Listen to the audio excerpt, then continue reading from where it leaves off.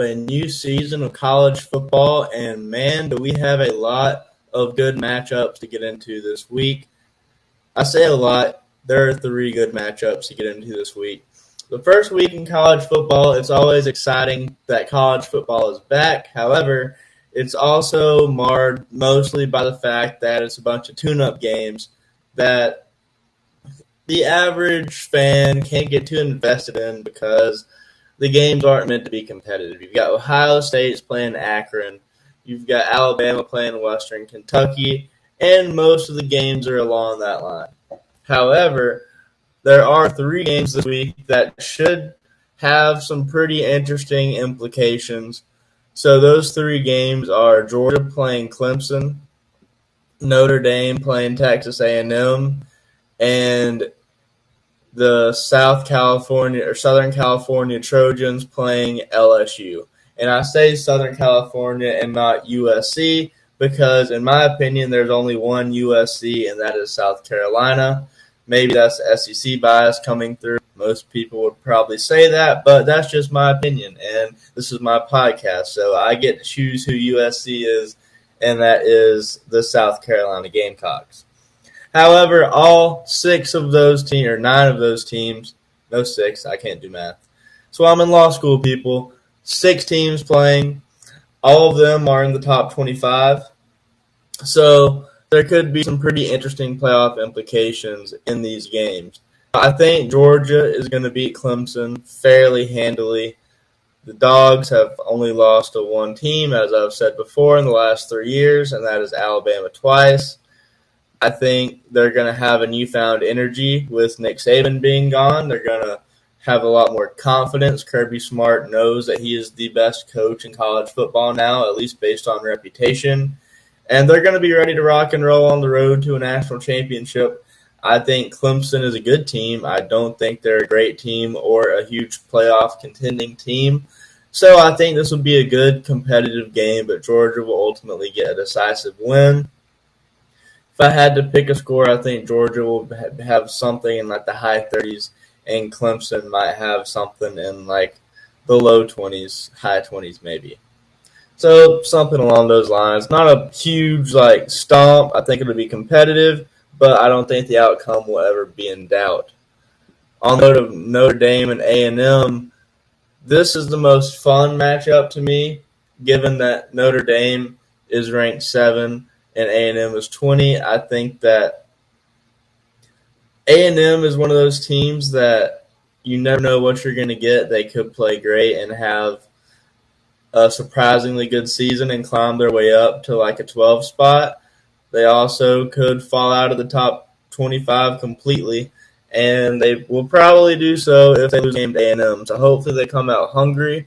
We'll see what they got, but I'd put my money on Notre Dame, and I'm putting my money on LSU in the third important matchup of the weekend. Their LSU is 13, USC is 23.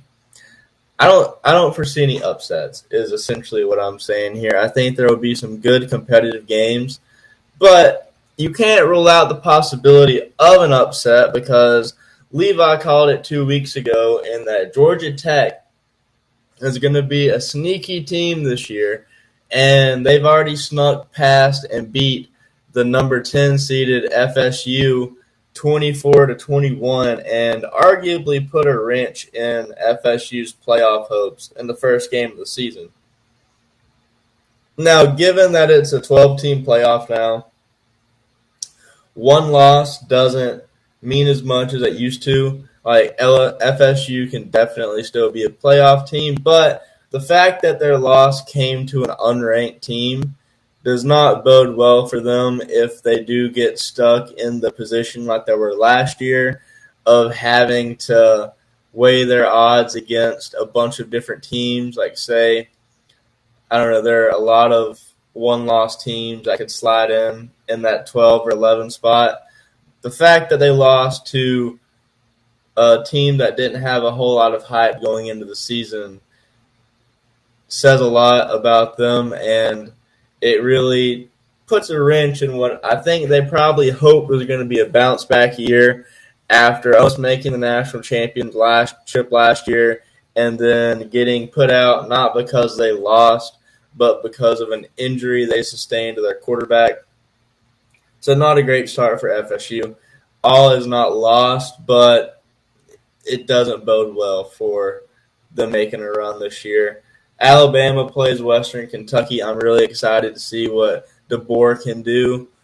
I mean, he took Washington to the national championship. He's got a lot more weapons at his arsenal this go around. I will not be surprised no matter what happens in Alabama season, to be honest. If they struggle and lose 2 games, I won't be surprised. If they win a national championship, I won't be surprised. Like, literally anything can happen with Alabama. And I'm excited to see what DeBoer does.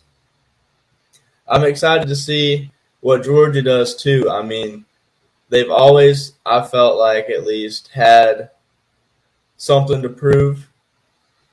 They won 2 national championships in a row, and people still wouldn't consider Kirby the greatest coach in the NCAA just because Nick Saban's presence. Now Kirby is undisputedly the top dog, no pun intended.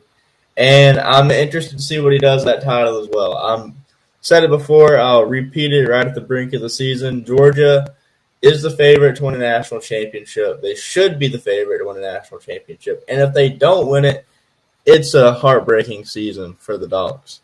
So that's sort of my college football preview on the onset of things. I'm really excited to have it back. I'm excited to see what this new playoff format means for the debates that go on throughout the season, for the playoffs themselves, how much more interesting or uninteresting it makes it. We're on this season starts a new era of college football. You've got conference realignment has kind of finalized. Texas and Oklahoma are finally joining the SEC. New playoff. It's the dawning of a new day. Let's all get excited and go watch the games. Now, on the road to the NFL, Aaron Rodgers has been the subject of some pretty big hit pieces here lately. I mentioned that there was a book that came out last week that didn't put him in the greatest light, said he was the most polarizing athlete in the modern NFL. There was an article that came out today, a leak that came out today from an NFL agent or scout who said that Aaron Rodgers is not a team player and has sent the Jets organization into disarray. I think that's a very lofty headline. If you look at Bleacher Report, they're reporting that. That's like the big banner. If you actually read the article, the 2 pieces of evidence that are put forward for why Aaron Rodgers isn't a team player and the Jets are in disarray, or has the Jets in disarray. Here's point 1 and point 2. So allegedly, he gave the Jets a wish list of players that he wanted them to sign, and they signed 2 of them. Now, Aaron Rodgers, when this story was reported that he had a wish list, this was months ago, he denied that he ever told management who they should sign. And you could take him at his word. You can say he's trying to cover for himself. I don't actually think that's that big of a deal. That's pretty much par for the course when it comes to Aaron Rodgers, Tom Brady, like that, Patrick Mahomes, that caliber of player. When you're the big man of the locker room, you get to make asks of upper management that the average player doesn't. That's part of the reason he wasn't happy with Green Bay, was that he felt they were making bad front office decisions with personnel and roster without consulting him. So it would not surprise me in the slightest if he was trying to have more say in the front office personnel decisions that the Jets are making. And I don't think that makes him not a team player. I think that was probably part of the appeal and draw of him leaving the Packers and going somewhere like the Jets, where they had an up-and-coming roster, was that he would get more say. So I don't see that as much as a knock against him as it is just a critique of superstar-centric franchises in general when they bend to the whims of star players. Now, the second critique that the article and the report put forward against Aaron Rodgers, I do agree with. It's not a good look. So he missed training camp to go on a trip to Egypt, and he paid a fine for it. Now, I don't know if him missing training camp, actually I do know, it should not be enough to put the team in disarray. But given how much the Jets have riding on Aaron Rodgers and the way that his season ended in the first 45 seconds of the first game of the season last year, you would want him to be in a mentality where he's all in, he's ready and revving to come back and prove that he's still got it. The Jets can be a contender. And it's just not a good sign that he's missing training camp to go on a vacation.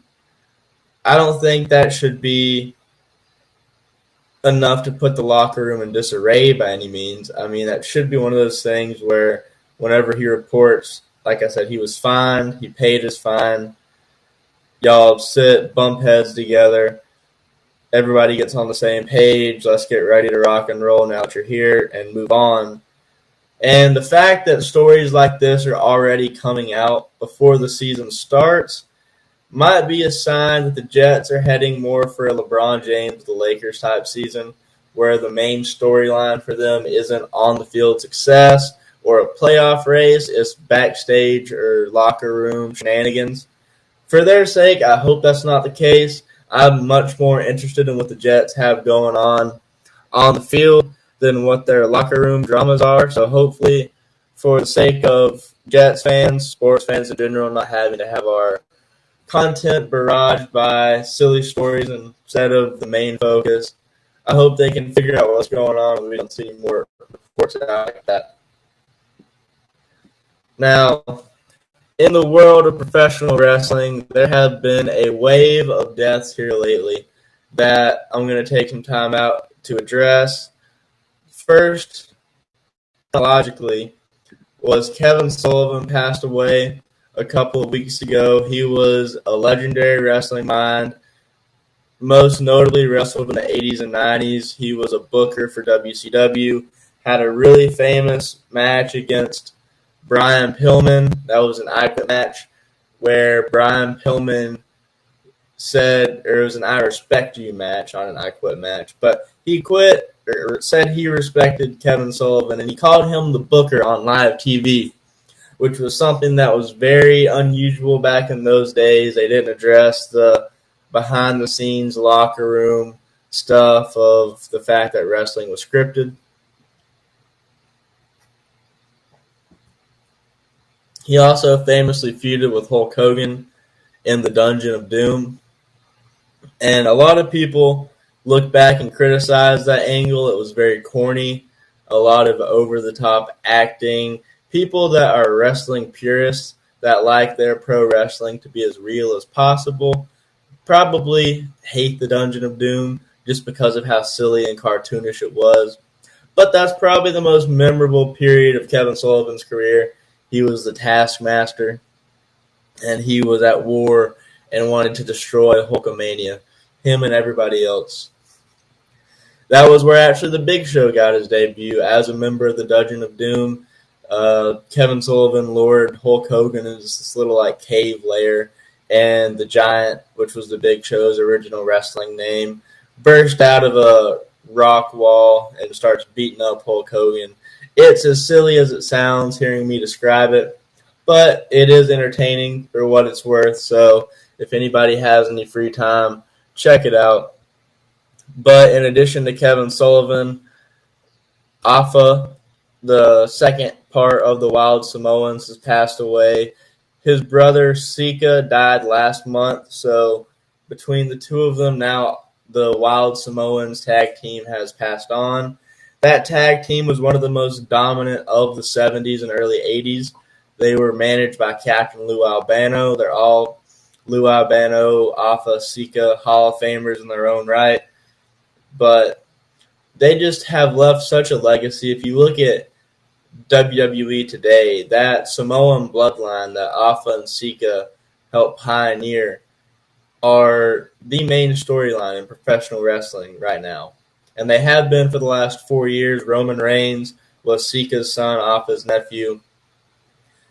I mean, there's just so much legacy wrapped up in that family, and those two are the ones that started it all. And it's actually funny, the story of how Alpha and Sika got into pro wrestling is back in California, back in like the 60s, early 70s, they just happened to be fans, and they were really supportive of a Polynesian star back in those days. I think it was High Chief Peter Maivia, but I'm not quite sure on that. But they would go to the wrestling shows, and they were super into it. And there were these two big Samoan guys, and they would threaten to beat up the heels for all the shenanigans they would do in the ring. And finally it got to a point where they got to be such like a menacing presence at ringside, and the heels didn't want to have to fight Alpha and Sika, that they decided to let them in on the fact that wrestling was planned and get them in the business themselves. And they went on to have one of the greatest tag team runs of all time. And it's just funny that their entryway into the business was such a simple way. They also helped get a lot of people into the business. Alpha in particular ran a wrestling school, and some of his most notable alumni was Batista. And he was able to impart his wisdom on the next generation of wrestlers. So the Wild Samoans truly left a huge legacy, and their legacy continues to this day in the form of people like the Usos and Roman Reigns and Tongaloa and Tama Tonga, and the pathway they set for Polynesian wrestling. And the death that happened most recently, and who, of all the people that have passed away over the last month in wrestling, was the biggest star of all of them, was Sid Vicious, Sid Justice, Psycho Sid. He went by a bunch of different names. The Master of the Universe, Ruler of the World. He passed away at the age of 63 from cancer. And Sid's passing really just hit home to me. The fact that he's not in the Hall of Fame is a travesty. And the fact that there is no selection process that's been standardized for the WWE Hall of Fame is ridiculous. I mean, the fact that you have somebody who's a two-time world champion back when the world championship didn't get tossed around like it ended up becoming in the late 90s to mid-2010s, back when winning a world championship meant a lot. He was a two-time world champion. He's the only person to hold the Winged Eagle belt that is not in the Hall of Fame. And that's just what he did in WWE. He main evented Survivor Series in 1996 and beat Shawn Michaels at Madison Square Garden to win his first world title, I believe it was. And the place exploded. It was a great ending for a match. Just watching him come out for that match and seeing how excited the fans were to shake hands with him and bump hands or fist bump him when he was walking to the ring. It's just such an electric vibe. I mean, he main evented WrestleMania with Hulk Hogan at WrestleMania 8, which granted was one of the worst WrestleManias of all time, but still a WrestleMania main event, a two-time world champion.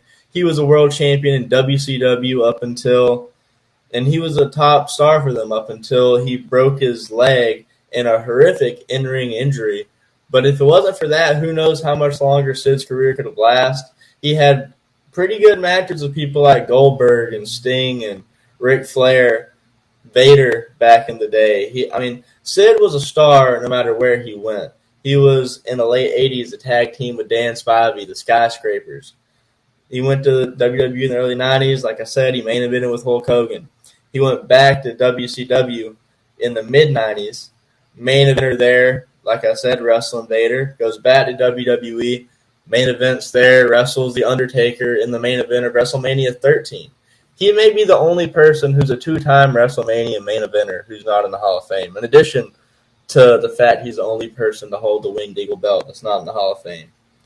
And the fact that he probably will get in the Hall of Fame, but posthumously, just really is sad, given how often in wrestling superstars and Hall of Fame talents die really young.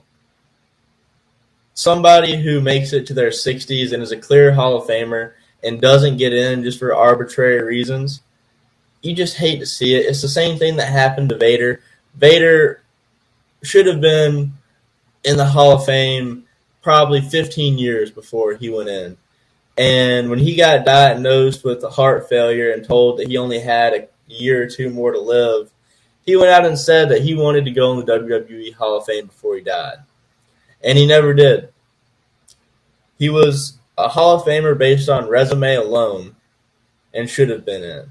But the fact that they knew he was dying and that his dying wish was to be in the Hall of Fame, in addition to his resume, should have been a lot to put him in. But they waited till after he passed away. They had 2 years heads up that he was dying. And they waited anyways. And his family came out in 2022, I believe it was, he went in the Hall of Fame. And they gave a good speech, but it's nothing like Vader actually being there and telling the stories, talking about what it felt like getting his eyeball popped out of his head mid-match. And the similar situation happens with Sid. We saw it happen with Randy Savage, too, where Randy Savage is one of the greatest wrestlers of all time. If you're making a wrestling Mount Rushmore, you can make a solid argument. I wouldn't agree, but you can make the argument that Randy Savage should be on that Mount Rushmore. And the fact that he didn't make it in until after he died because of some petty beef that he had with Vince McMahon. Now, granted, if you go on the internet and read up why Randy Savage and Vince McMahon didn't like each other, there are certain rumors involving Stephanie McMahon that would not be a petty reason to have beef. But that rumor, by this point, has been mostly disproven. There are still some loose ends that might suggest that it happened, but generally people don't look at that story as being true. So odds are the beef was just some contract dispute and Vince being upset that Randy Savage left for WCW. And because of that, Randy Savage, who died in 2011, never made an appearance for WWE after he left the company in 1993. Now, that's a 10-year period between when WCW went out of business in 2001 and when Randy Savage died in 2011, that he could have made amends with the company. They didn't bring the Hall of Fame back until 2004, but he should have been a part of that 2004, 5, or 6 Hall of Fame class. And the same thing with Sid. Sid, for whatever reason, hasn't always had the best relationship with Vince McMahon in particular and just the WWE brass. He did come back in 2012 and do a legend spot where in the build-up to Raw 1000, a bunch of legends came out and beat up Heath Slater. Vader actually was one of those legends too. But aside from that, that's the only appearance that I can think of that Sid's had in WWE since he left in 1997. So Sid will be a Hall of Famer one day. He deserves to be a Hall of Famer one day. And it's a shame that he wasn't a Hall of Famer in his lifetime. Now, I also think that Sid is one of the more underlooked people in wrestling history, especially in the 90s. Because every time he would really get going somewhere, something would happen that would kind of put his career off the rails. So, I mean, he was doing good in WWE. He was a top star in 1997, right as things were heating up, and WWE was about to go into the Attitude Era, and he gets a neck injury and ends up leaving the company and sits out for an entire year in 1998. In 1999, he gets back from his hiatus and goes and wrestles in WCW, gets super over there as the master of the universe and ruler of the world, and is hot for a year or two and ends up breaking his leg, like I said earlier in that match.